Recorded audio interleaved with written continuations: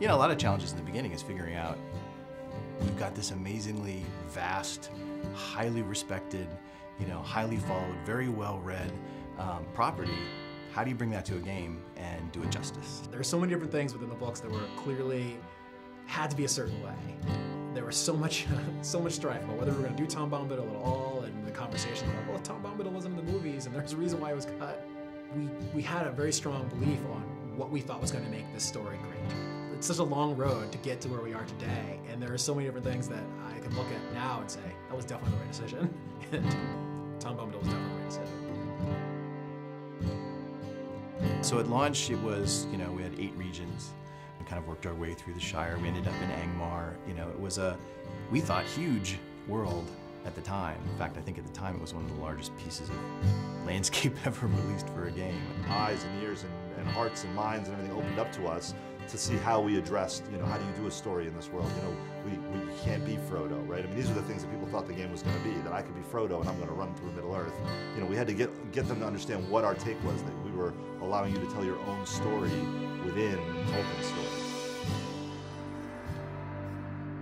Our goal was, this has to look unlike any place that anybody's ever been in an MMO, right? And hopefully also in an RPG, because when you read about Moria, it's this big, huge, giant, expansive, cavernous place. The idea was to use, to make it a landscape space with not one, but 2 separate height maps. So there'd be a height map for the floor and then a height map for the ceiling. That was something we'd never done before, doing the vast landscapey interior dungeon.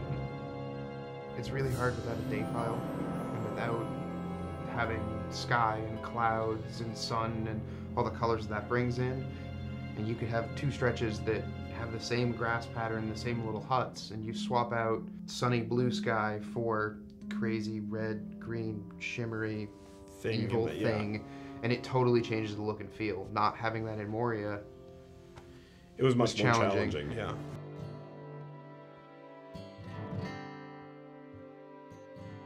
Our primary goal was to, how do we take this amazing game that people love once they get in it, but that there are some basic barriers to entry, like the subscription-only experience, and how do we reinvent what we have so that it retains all of its, you know, grand and glorious nature while addressing an audience that's much bigger.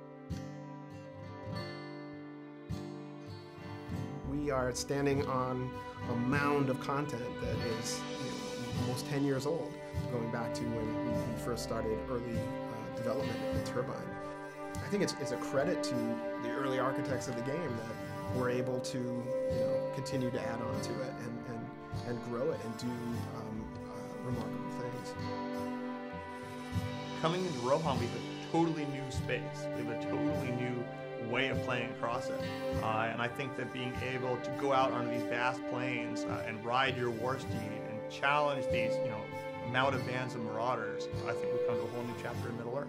This is where the War of the Ring begins. At a high level, we're sort of, the training wheels are coming off, we're out of Eriador, we're east of the Misty Mountains, into the very epic, action-oriented portion of the fiction.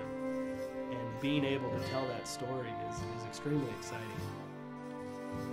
Lodric has grown and gotten stronger over 5 years, which is a huge testament to this game and to this team.